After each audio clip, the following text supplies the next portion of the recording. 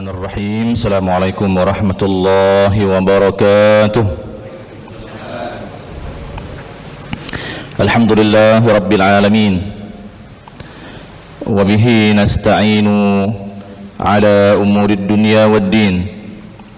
Wassalatu wassalamu ala asyrafil anbiya'i wal mursalin Sayyidina maulana Muhammadin sayyidil mursalin wa ala alihi wa sahbihi ajma'in. Allahumma rabbana inna nas'aluka ilman nafi'a wa rizqan tayyiba wa amalan mutaqabbala birahmatika ya arhamar rahimin. Bapak-bapak dan ibu-ibu jamaah salat subuh di Masjid Baitur Rahman, yang mudah-mudahan semuanya dalam limpahan rahmat dan karunia Allah Subhanahu wa taala.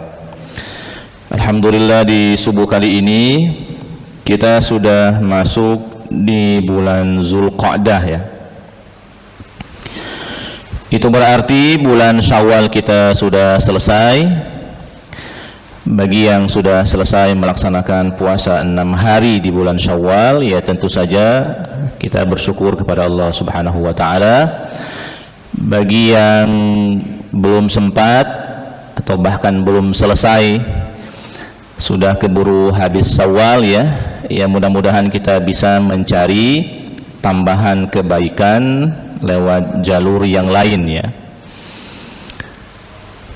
Dan di bulan Zulqa'dah ini, sebagai muqaddimah, Allah Subhanahu wa taala mengatakan kepada kita semua di dalam surat At-Taubah bahwa sesungguhnya inna iddatas syuhuri indallahi 12 syahra, sesungguhnya hitungan bulan di sisi Allah Subhanahu wa taala ada 12 bulan. Nah, dalam 12 bulan ini kata Allah Subhanahu wa taala minha arba'atun hurum. 4 bulannya adalah bulan-bulan haram. Haram di sini maksudnya adalah bukan dikerjakan mendapat dosa, ditinggalkan mendapat pahala, bukan. Tetapi haram di sini maksudnya adalah mulia. Sama seperti kita menyebut tanah haram, masjid haram gitu ya. Sama juga bulan haram. Bulan haram itu bukan bulan Muharram ya, itu beda lagi nanti. Jadi bulan haram itu ada 4, minha arba'atun hurum. Nah, Rasulullah SAW memberikan penjelasan kepada kita semua, menafsirkan ayat ini bahwa yang dimaksud dengan bulan-bulan haram itu yang 4 ini adalah salasatun mutawaliyat, 3-nya berurutan dan 1-nya terpisah. Yang berurutan ini adalah Zulqa'dah, Zulhijjah, Muharram. Yang terpisah adalah Rajab. Jadi ini namanya bulan-bulan haram. Zulqa'dah, Zulhijjah, Muharram dan Rajab.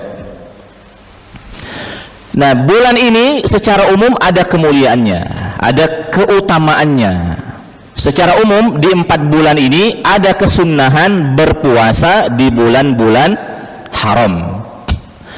Jadi ada hadis yang sifatnya umum, anjuran untuk memperbanyak puasa juga di bulan-bulan haram. Jadi kalau ada yang puasa di bulan Zulqa'dah dengan niat berpuasa di bulan-bulan haram, itu bisa masuk dalam kategori keumuman hadis.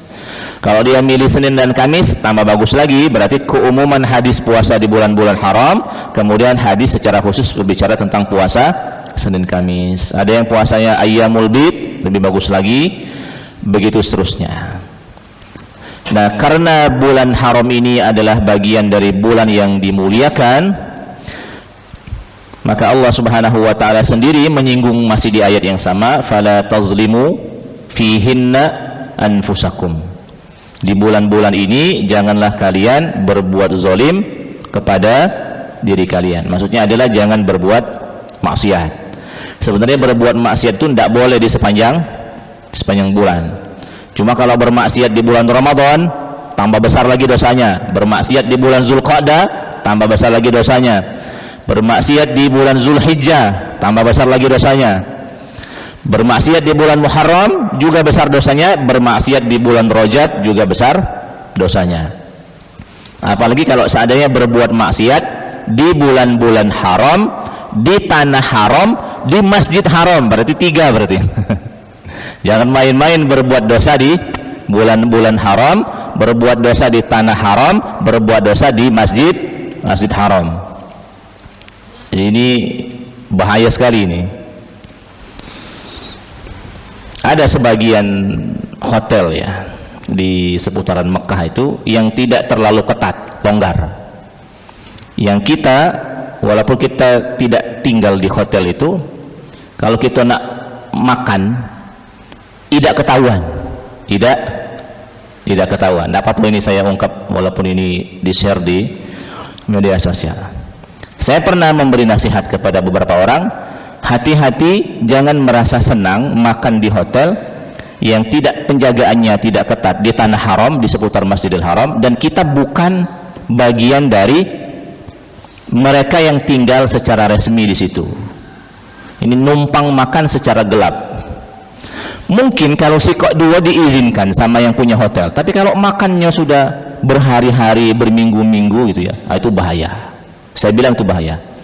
Makanya kalau saya umroh, ada teman, saya bilang sama teman, kita tidak makan di hotel, kita makan di luar. Karena saya yang dapat jatah makan, tapi teman tidak dapat jatah makan. Jadi ini bahaya sekali. Walaupun sebagian hotel di Saudi sekarang ini sudah ketat, pakai kupon makan, pakai barcode, tapi di sebagian hotel masih sangat longgar.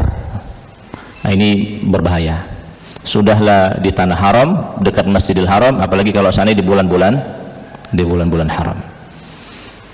Ya seberapa lah makan ya, ibaratnya sekali makan seberapa nian sih kita habisnya ya, daripada kita makannya tidak jelas, mending kita makan yang apa adanya tetapi jelas dari sisi kehalalannya. Jadi ma'asyiral muslimin, ini sekedar muqaddimah dan ini juga nasihat untuk saya pribadi. Kita sekarang berada di bulan-bulan haram ya, kiranya lebih punya perhatian untuk dapat mencegah diri terutama dari kemaksiatan semampu kita, semaksimal mungkin gitu ya.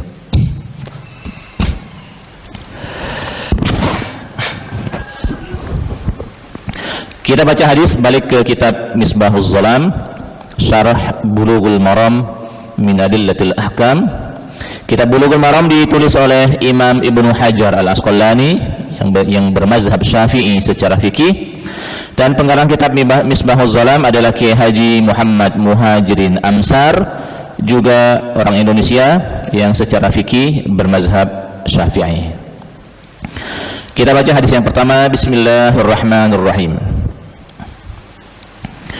Wa indahuma min hadisi Jabir.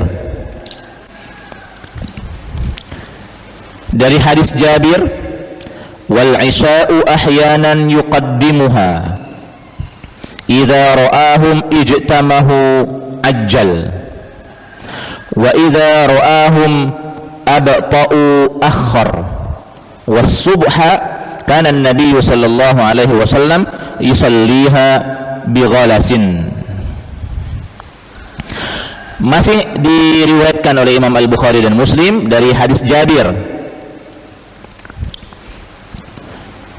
Kata Jabir radhiyallahu anhu, wal isya'u ahyanan yuqaddimuha. Rasulullah sallallahu alaihi wasallam itu kalau melaksanakan salat isya kadang-kadang yuqaddimuha, kadang-kadang dikerjakan di awal waktu, disegerakan. Idza ra'ahum ijtama'u ajjal. Jika Rasulullah sallallahu alaihi wasallam melihat makmum sudah banyak, biasanya Rasul ajjal, menyegerakan. Wa idza ra'ahum abta'u akhar. Jika seandainya melihat masyarakat makmum ini sepi, telat, lambat, maka Rasul sallallahu alaihi wasallam biasanya mengakhirkan salat isya. Wa subhu, beda dengan salat subuh. Karena Nabi sallallahu alaihi wasallam yusalliha bi ghalasin. Rasulullah sallallahu alaihi wasallam salatnya ghalas. Ghalas itu masih gelap. Di hadis sebelumnya 2 pekan yang lalu kita membahas bahwa Rasulullah SAW itu kalau mengerjakan salat subuh itu gelap. Saking gelapnya kadang-kadang antar saf itu tidak kelihatan. Saf pertama dengan saf ketiga misalnya tidak kelihatan. Saf pertama dengan ibu-ibu misalnya tambah enggak kelihatan. Berarti kan gelap kan? Nah, berarti Rasul SAW salat subuhnya di awal banget, di awal waktu banget. Dan Rasul SAW punya kebiasaan kalau salat subuh itu agak panjang, bacaannya seputar 60 sampai 100 ayat. Makanya kemarin kita ngobrol sama Ustaz Umar, Yasin itu kan ada 83 ayat kan. Nah, cobalah sesekali misalnya di masjid, sesekali baik ini, tidak usah tiap subuh kan, sesekali misalnya baca Yasin dari awal sampai habis rokaat pertama. rokaat pertama, biar ada rasa-rasa, oh inilah dulu Rasul salat subuh sallallahu alaihi wasallam, kira-kira bacaannya 60 sampai 100 ayatnya gitu kan. Tapi ini sesekali baik, jangan setiap subuh kan. Nah, karena Rasulullah SAW bacaan subuhnya agak panjang, setelah selesai dari sholat subuh sudah agak terang, maksudnya sudah kelihatan, saf ketiga sudah kelihatan, jamaah ibu-ibunya sudah kelihatan, ibaratnya begitu ya. Rasulullah SAW sholatnya di awal. Jadi ini hadis yang pertama di subuh kali ini. Jadi Rasulullah SAW itu kadang-kadang isya disegerakan dan kadang-kadang juga diakhirkan. Ini sebenarnya bisa menjadi solusi bagi masjid yang jamaahnya itu-itulah. Misalnya ini masjid komplek misalnya ya. Masjid komplek maksudnya masjid yang hanya ada dalam satu komplek, yang orang luar itu jarang sholat di sana, sangat jarang, yang sholat di sana itu orang komplek itulah. Ini bisa menjadi solusi. Maksudnya apa? Maksudnya kalau seandainya di dalam komplek ini ada semacam acara warga misalnya ya, yang akhirnya membuat warga misalnya agak lambat datang ke masjid, azannya tetap di awal waktu, azannya tetap pada waktu sholat, tetapi qomatnya aja ditunda. Misalnya kalau biasa qomatnya 10 menit, nggak apa-apa qomatnya 30 menit lagi qomatnya, ada jadi masalah. Ini bagian dari solusi untuk memang musola atau masjid yang memang jamaahnya itu-itulah. Tapi kalau untuk Baitur Rahman itu tidak cocok, karena Baitur Rahman yang sholatnya dari berbagai penjuru. Misalnya di sebelah sini ada yang yasinan, tapi kan jamaah yang sebelah sini tidak yasinan, yang mereka harus sholat isya tepat waktu di awal. Nah, akhirnya kalau untuk Baitur Rahman, saya secara pribadi juga tetap sesuai dengan jadwal, bahwa ada kegiatan masyarakat, biar nanti masyarakat yang menyesuaikan, bukan masjid yang menyesuaikan. Ini hadis yang pertama. Nah, Rasulullah SAW itu menunda sholat isya itu sesekali, karena kata Kiai Haji Muhammad Muhajirin Amsar, wal aksar, yang paling banyak, anna Nabiya sallallahu alaihi wasallam yu'ajjilu jami'as salawati fi awwali waqtiha. Rasulullah SAW itu umumnya menyegerakan seluruh sholat, umumnya ya, seluruh sholat itu di awal waktu. Cuma sesekali baik kadang-kadang sholat isya diakhirkan. Bahkan nanti diakhirkan bukan hanya setengah jam, 1 jam, bahkan Rasulullah SAW pernah mengakhirkan sholat isya sampai lebih dari separuh malam, mungkin jam 1 malam gitu kan, jam 2 malam baru sholat isya berjamaah. Bukan dewean, bukan, ini berjamaah. Kalau dewean lain kan, tertidur berarti kan. Ini memang sengaja diakhirkan, dan beliau sholat di Masjid Nabawi kemungkinan besar seperti itu ya. Hadis nomor 2. Bismillahirrahmanirrahim. Wali Muslim, hadis riwayat Imam Muslim, min hadis Abi Musa, dari hadis Abu Musa, fa aqamal fajra hinan syaqqal fajru. Rasulullah SAW salat subuh itu ketika fajar sudah pecah, fajar sudah menyingsing. Apa menyingsing itu? Pokoknya fajar sudah tidak gelap lagi. Wan nasu, atau insyaqqa qamar itu fajar baru menyingsing, dari gelap pekat malam sekarang terbit fajar. Wan nasu la yakadu ya'rifu ba'dhum ba'dha, dan manusia, masyarakat itu hampir-hampir satu dengan yang lain tidak saling mengenal. Jadi ini tambahan hadis sebagai penguat bahwa Rasulullah SAW salat subuhnya di awal waktu. Coba juga sesekali baik ini, misalnya salat subuhnya lampu dimatikan misalnya. Lampunya dimatikan, segelap apa kan, lampu dimatikan, lampu Baitur Rahman ini matikan, lampu tetangga juga coba matikan. Coba baik. Atau kalau tidak, siapa tahu kaki ada ketepatan waktu listrik padam subuh hari. Nah, kira-kira kalau kita sholatnya di awal segelap apa gitu kan, Ya memang kan dulu kan dekati lampu kan, zaman Rasul SAW dekati lampu. Makanya wajar kalau ada sahabat Nabi yang kanomatola agak rabun, akhirnya izin dengan Rasulullah, ya Rasulullah boleh dah aku sembahyang subuh di rumah bae. Ya kata Rasul, kalau penglihatan model Cah ini ya lebih dan kurang ya boleh lah gitu, nggak apa-apa. Habis itu yang nanya putar balik, sebelum dia jauh melangkah kata Rasul, sini dulu, kau dengar azan enggak? Katanya dengar katanya. Nah kalau saya itu sholat di masjid kan, kalau itu sholat di masjid. Jadi gambarannya jangan mendengar azan via mikrofon, gambarannya adalah azan tanpa mikrofon. Makanya saya juga kadang-kadang sering menghayalkan, coba sesekali misalnya di Baitur Rahman ini azan tanpa mikrofon, azannya di teras tanpa mikrofon. Rumah siapa lah yang kedengaran azan itu? Nah, rumah yang kedengaran azan tanpa mikrofon ini jangan sholat kecuali di masjid. La sholata li jaril masjid illa fil masjid. Tidak ada sholat bagi tetangga masjid kecuali di masjid, terutama tetangga masjid yang kalau azan tanpa mikrofon dia kedengaran. Ini beban moral. Sebenarnya ini beban moral, sekaligus ini juga sebenarnya bagian dari bentuk kesyukuran kita tinggal di dekat masjid. Ya terus terang kalau mau milih-milih, sebenarnya saya secara pribadi memang berharap, walaupun sekarang belum ya, sekarang rumah saya ke masjid agak jauh juga, saya berharap mudah-mudahan ke depan saya dapat rumah dekat masjid gitu. Amin ya rabbal amin. Cacanya bakal-bakalnya ada. Walaupun bukan di Baitur Rahman kan, cacanya bakal-bakalnya ada gitu. Hadis nomor 3. Bismillahirrahmanirrahim. Wa an Rafi' ibn Khadij radhiyallahu anhu qala, dari Rafi' bin Khadij radhiyallahu anhu berkata, kunna nusalli al-maghrib, kami pernah salat maghrib ma'an Nabi sallallahu alaihi wasallam, bersama Nabi Muhammad sallallahu alaihi wasallam. Fayansarifu ahaduna, masing-masing kami selesai dari salat maghrib itu, wa innahu la yubsiru mawaqi'a nablihi, masing-masing kami kalau selesai dari salat maghrib kami bisa melihat objek tempat kami manah, kami masih bisa melihat. Misalnya jam dinding ini tempat kami latihan mana, misalkan mana ada di sini, jebus gitu kan.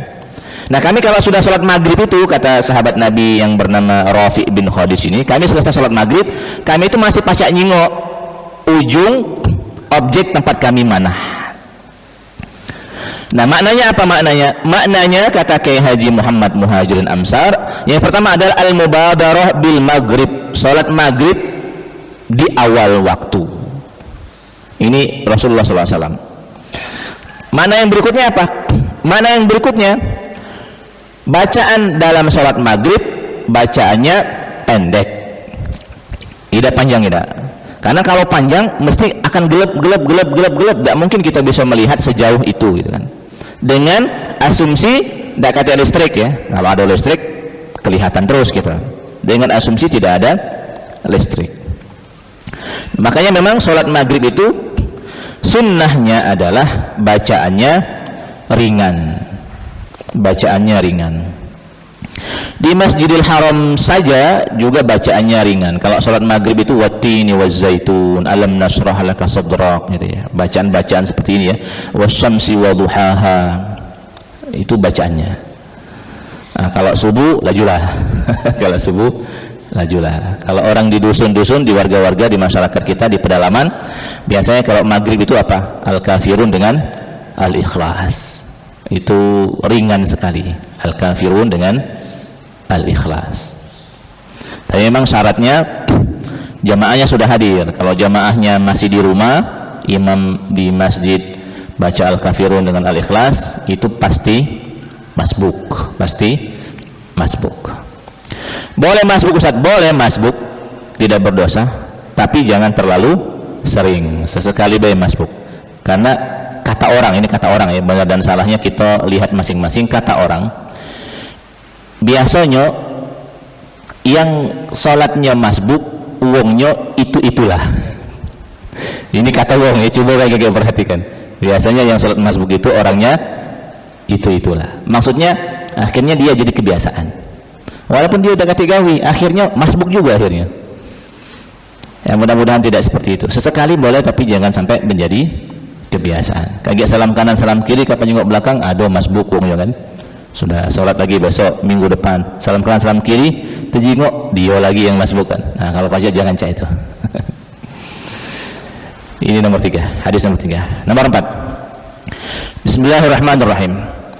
Wa an Aisyah radhiyallahu anha qalat, dari Aisyah radhiyallahu anha berkata, A'taman Nabi sallallahu alaihi wasallam dzata lailatin. Rasulullah sallallahu alaihi wasallam pada suatu malam mengakhirkan salat Isya maksudnya, hatta dzahaba ammatul lail, sampai akhirnya separuh malam lebih berlalu, sampai akhirnya separuh malam lebih berlalu. Kalau malam dimulai pukul 6 misalnya ya, malam dimulai pukul 6 berakhir di pukul 6 juga misalnya, berarti sudah lewat jam 12. Jadi Rasulullah SAW pernah sekali waktu sengaja sholat Isya lewat dari jam 12 malam.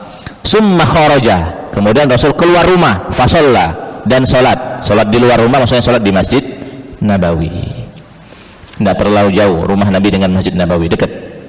Wa qala, kemudian Rasulullah SAW berkata, innaha la waqtuha laula an asyqa ala ummati. Sesungguhnya ini, maksudnya dalu ini, inilah waktu sholat Isya kalau seandainya tidak memberatkan bagi umatku.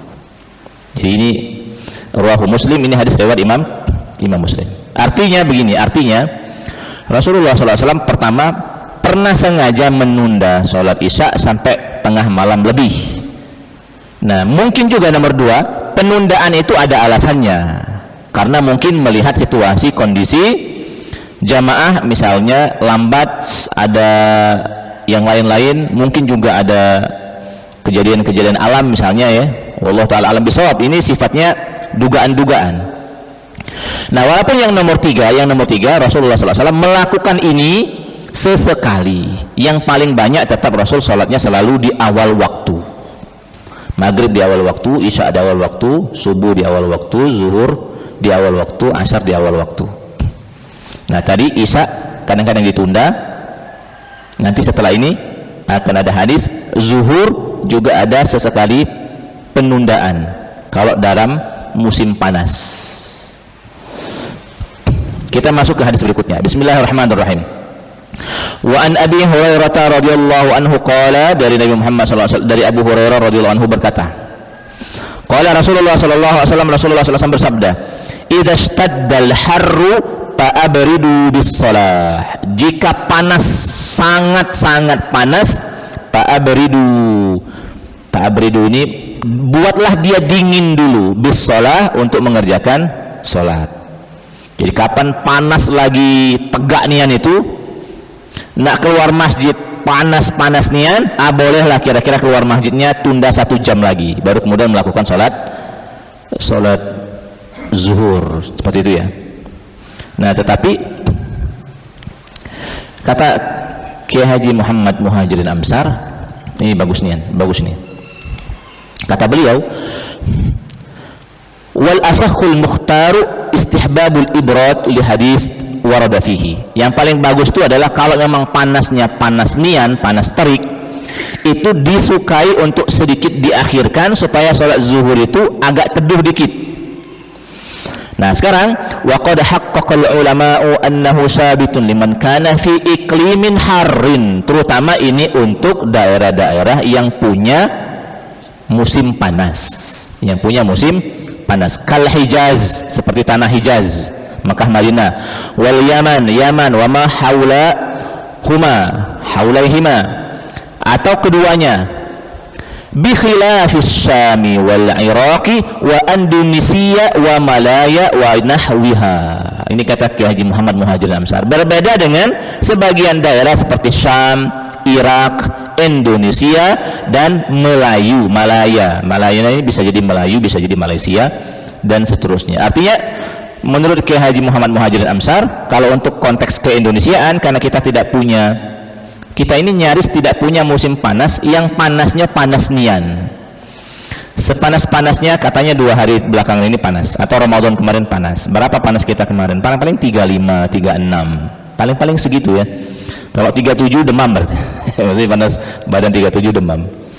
Coba sesekali misalnya lagi trik-triknya itu keluar berapa nian panas kita, paling-paling segitulah, 35, 36. Itu sudah sangat panas terasa di kita. Nah di Saudi ini apalagi yang terbaru ya, Ustaz Somad, Pak Somad yang haji terbaru itu sampai 46, 48. Oh itu panas nian itu derajat ya. 46, 48, 47, 48. Kalau mau merasakan musim panas bukan lewat jalur haji, umrohnya di awal musim. Begitu pemerintah Saudi membuka kembali visa umroh, daftarlah umroh di awal musim. Itu di sekitar Agustus lah mungkin ya. Nah, itu masih sisa-sisa haji, yang kalau kita umroh mungkin masih dapat 46 derajat, masih dapat 47 derajat, masih dapat. Rasokelah begitu keluar hotel, kata angin menghembus kena wajah, panasnya. Itu panasnya. Nah yang model seperti ini baru kalau sholat orang azan zuhurnya jam 12 misalnya, nanti komatnya bisalah jam 1 misalnya, itu tidak jadi masalah. Tapi kalau dalam konteks keindonesiaan, kata Kiai Haji Muhammad Muhajirin Amsar, itu enggak berlaku. Baik, hadis berikutnya.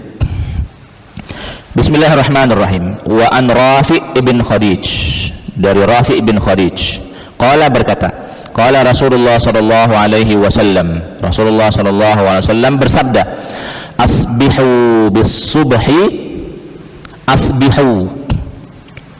asbihu ini asbihu bis subhi fa innahu a'zamu li ujurikum, rawahul khamsah wa sahhahu at-Tirmizi wa Ibnu Hibban. Hadis ini disahihkan oleh Imam At-Tirmizi dan Ibnu Hibban. Kata Rasulullah SAW, asbihu bis subhi, maksudnya adalah kerjakanlah salat subuh saat waktunya sudah agak terang. Berarti kan berbeda dengan hadis sebelumnya kan? Berbeda dengan hadis sebelumnya. Fa innahu a'zamu li ujurikum, karena itu lebih besar pahalanya bagi kalian. Nah, hadis ini, ma'asyiral muslimin, hadis ini dalam mazhab Imam Abu Hanifah, dalam mazhab Hanafi, hadis ini yang dipakai oleh mazhab Hanafi, bahwa sholat subuh itu bagi mazhab Hanafi itu agak sedikit ditunda, agak sedikit disiangkan sampai asfiru, ya, sampai agak terang. Nah, berbeda dengan hadis sebelumnya. Nah, sekarang Bapak dan Ibu-ibu, kalau kita menemukan dua hadis yang nampaknya bertentangan, satu ngomong bahwa Rasulullah SAW memerintahkan sholat subuh itu cepat, masih gelap. Yang kedua, ada anjuran sholat subuh ini malah agak terang. Nah, dalam menyikapi kontradiksi seperti ini, bagaimana cara para ulama menyelesaikannya? Caranya yang pertama adalah, jika seandainya dua hadis ini dalam memahaminya masih bisa digabungkan, maka gabungkanlah. Al-jam'u khairun minat tarjih. Ini yang kami pelajari dalam mata kuliah usul fikih di semester terakhir saat kami belajar di Fakultas Syariah. Al-jam'u, mengambil semua dalil itu lebih utama daripada mengambil salah satunya, mentarjih, mengambil salah satunya. Nah, mayoritas ulama mengambil dua hadis ini, hadis bahwa Nabi Muhammad SAW sholat subuhnya masih gelap, dengan hadis yang Rasulullah mengatakan sholat subuh itu agak siang dikit supaya sinarnya lebih terang. Ini dua-duanya diambil. Bagaimana cara memaknainya? Cara memaknainya adalah sholat subuh tetap di awal waktu, tapi bacaannya panjang sehingga belum selesai sholat subuh, fajar sudah semakin terang. Berarti kita dapat semua dua hadis ini, mengikuti Rasulullah SAW sholat subuhnya di awal waktu masih gelap, dan mengikuti juga hadis ini bahwa sholat subuh tetap dianjurkan sholat subuh dianjurkan saat fajar sudah agak terang. dengan cara tadi memperpanjang bacaan.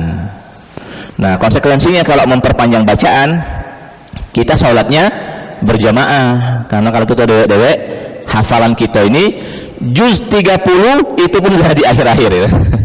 Hafalan kita ini kan dari Al-Hakumut Takasur sampai ke An-Nas, itu hafalan kita yang kalau kita bawa ke dalam sholat subuh masih gelap tulah. Orang azan jam 4.43, kita sholat sunnah misalnya di rumah 2 rakaat, habis itu sholat subuh jam 5 selesai, jam 5 buka pintu masih gelap tulah pokoknya. Tapi kalau diajak ke sholat maghrib, kita keluarnya sekarang sudah terang ini, kita keluarnya jam 5.30 misalnya, itu sudah terang. Nah, ini cara yang pertama.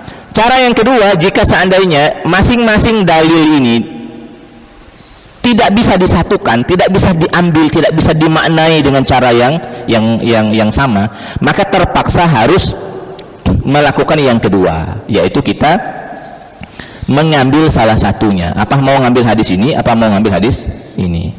Nah, wallahu taala alam bisawab, dalam mazhab Imam Abu Hanifah akhirnya yang dilakukan adalah Imam Abu Hanifah dan para ulama yang satu ide, satu pemikiran, satu metode dengan beliau, akhirnya mengambil hadis kalau sholat subuh agak sedikit disiangkan.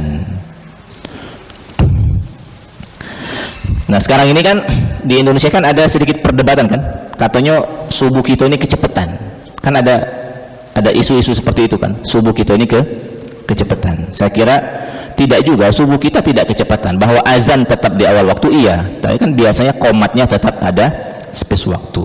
Biasanya komatnya 10 menit atau 15 menit setelah azan. Makanya dari teman-teman Muhammadiyah terutama, mereka akan mengambil pendapat tidak juga mirip seperti mazhab Imam Abu Hanifah, tetapi teman-teman Muhammadiyah biasanya akan mengatakan plus 5, tidak tahu plus berapa sih, lupa saya. Pokoknya plus berapa gitu, misalnya subuh 4.43 plus 5 berarti 4.48. Mereka menggunakan kategori itu, tidak jauh-jauh nian. Siko lagi, kita baca hadisnya.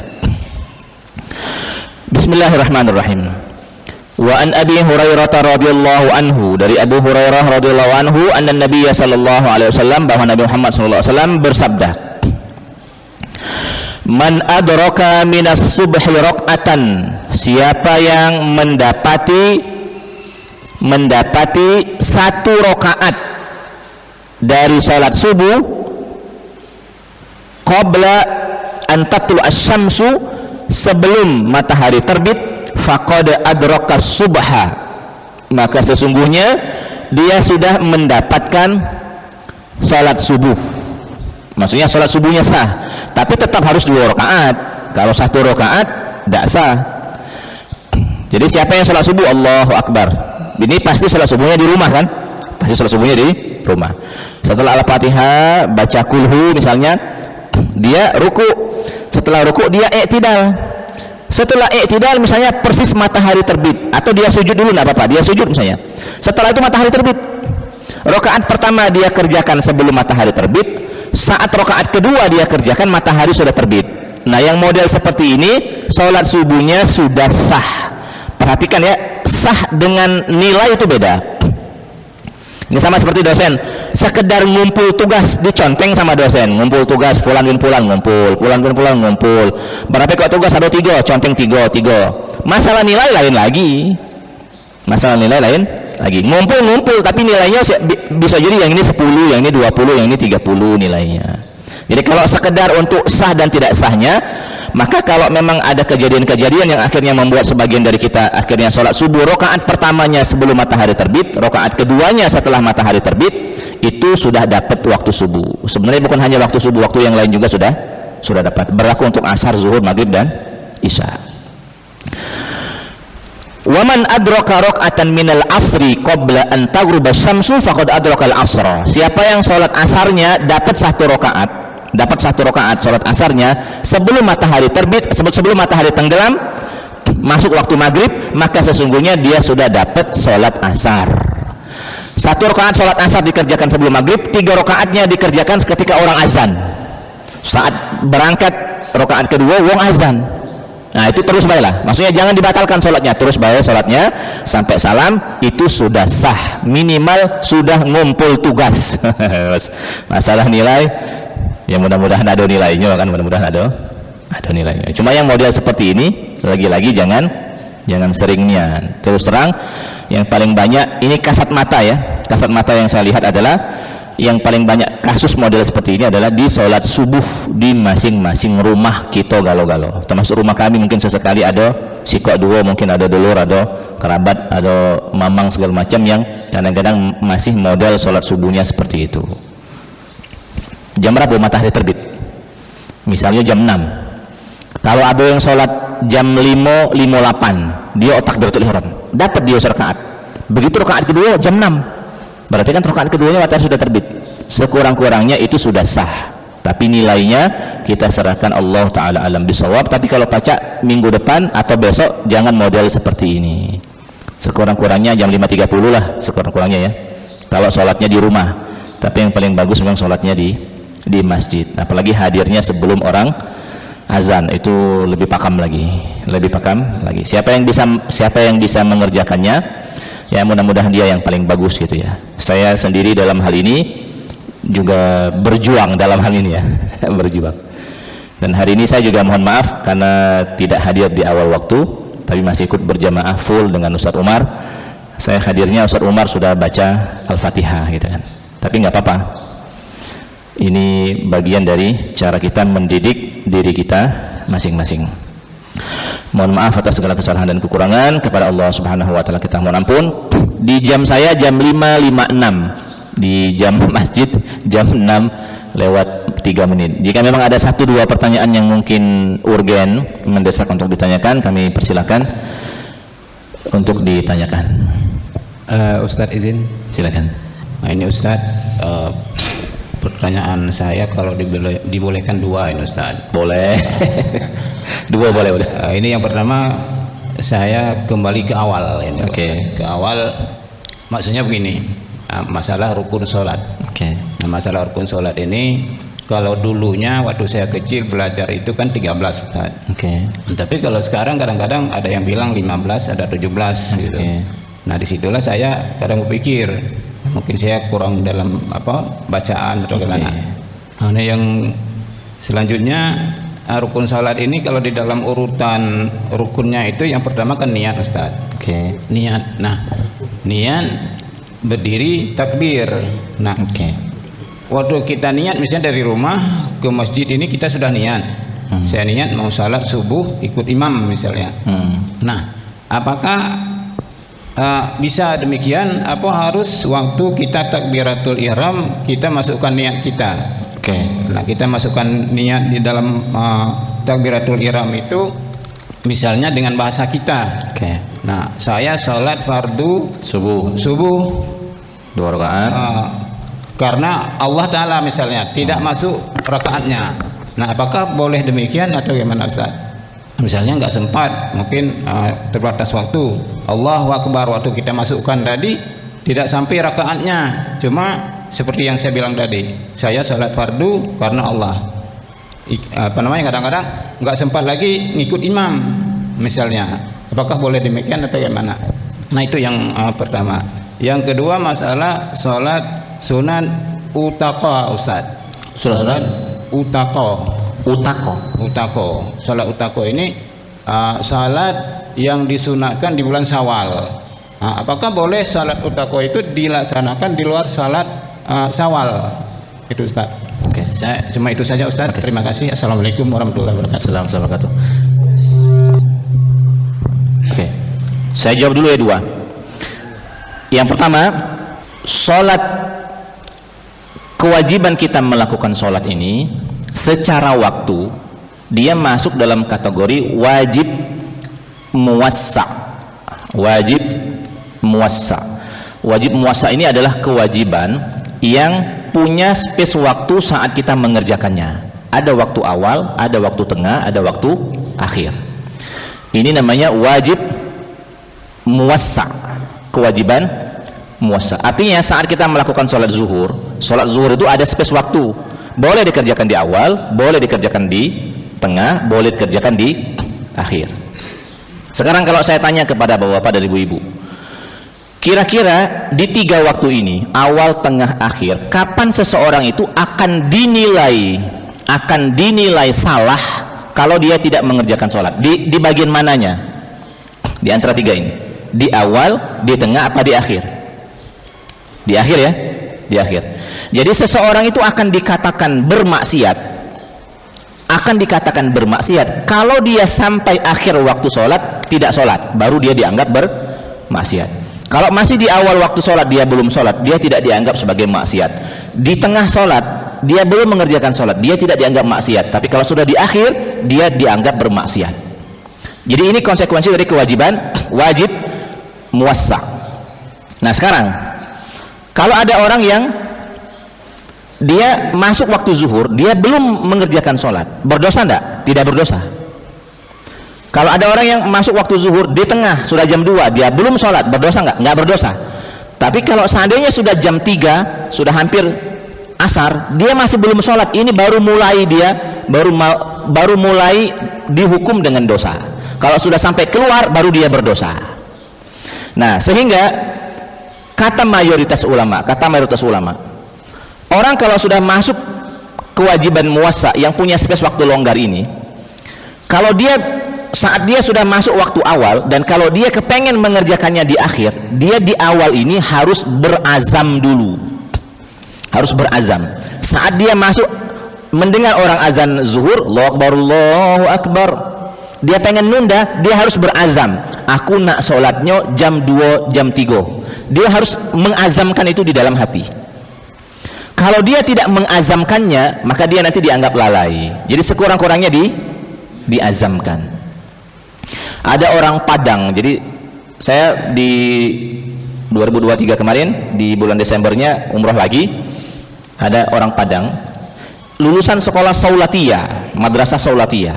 Madrasah Saulatiyah ini madrasah lama di Mekah, sampai sekarang Madrasah Saulatiyah ini sudah kalau nggak salah ya, dibubarkan sudah, atau sudah tidak ada lagi. Orang Padang ini, dia bimbing jamaah umrohnya, ngomongnya begini, Bapak Ibu, ini di bus, karena kebetulan saya satu bus sama beliau, karena jamaah saya sedikit, jamaah beliau sedikit, jadi kami gabung di bus. Waktu itu dia yang pegang mic, dia duduk di depan.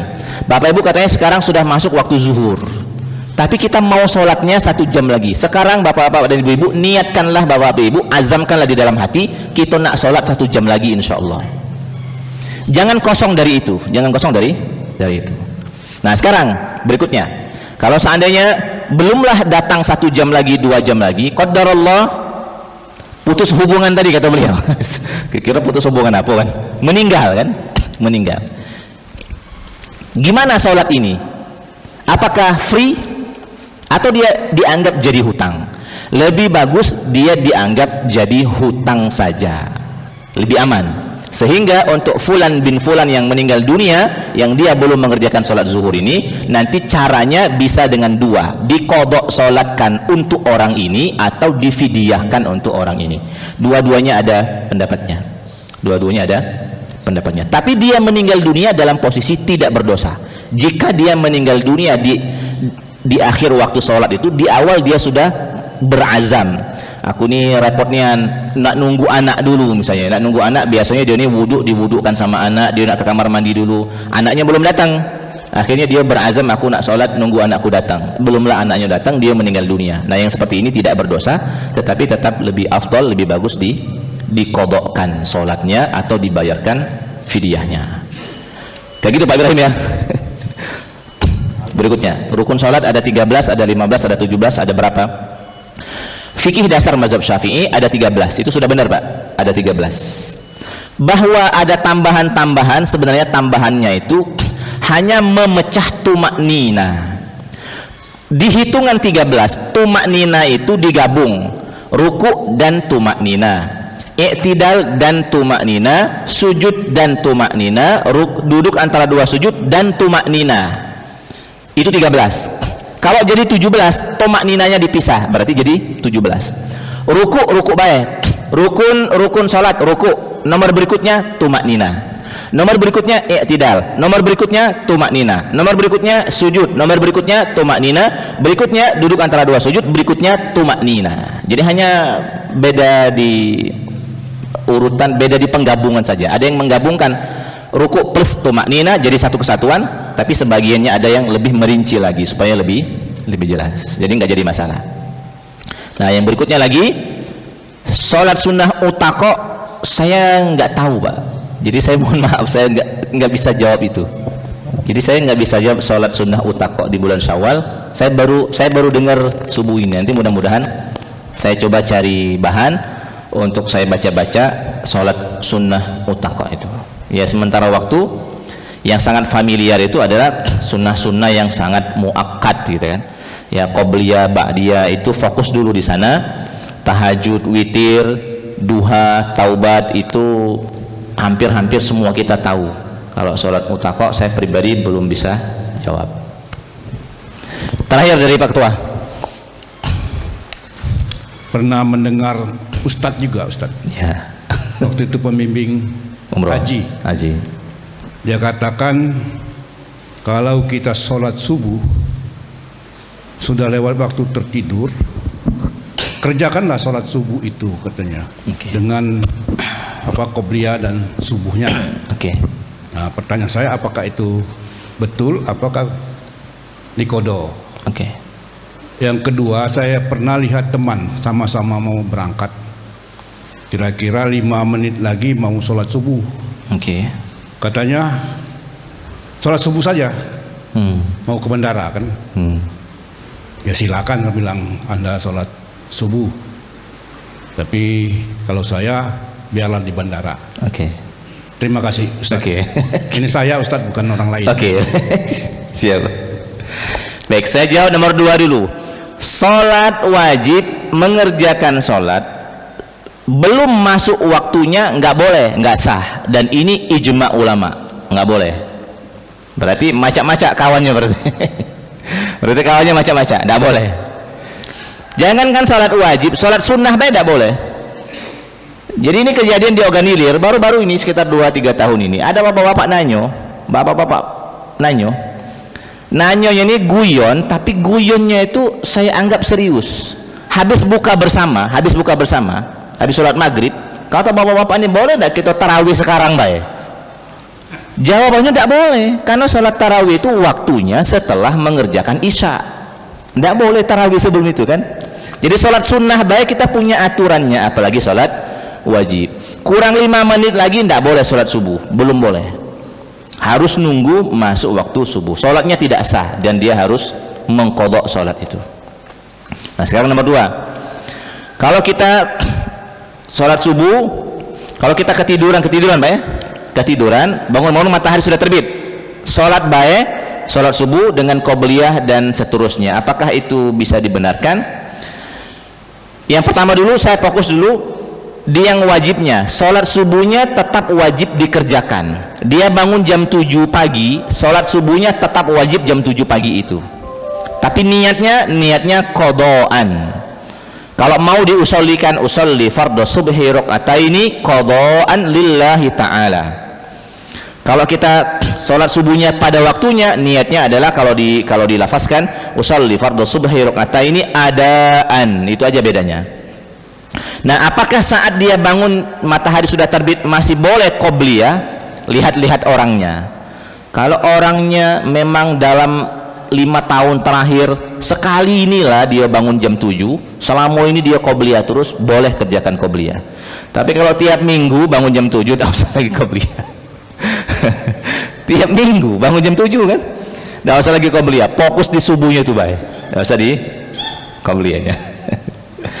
Oke, terakhir tadi masalah niat Pak ya, saya lupa masalah niat. Dalam mazhab Syafi'i, antara niat dengan takbiratul ihram, space-nya tidak boleh terlalu jauh.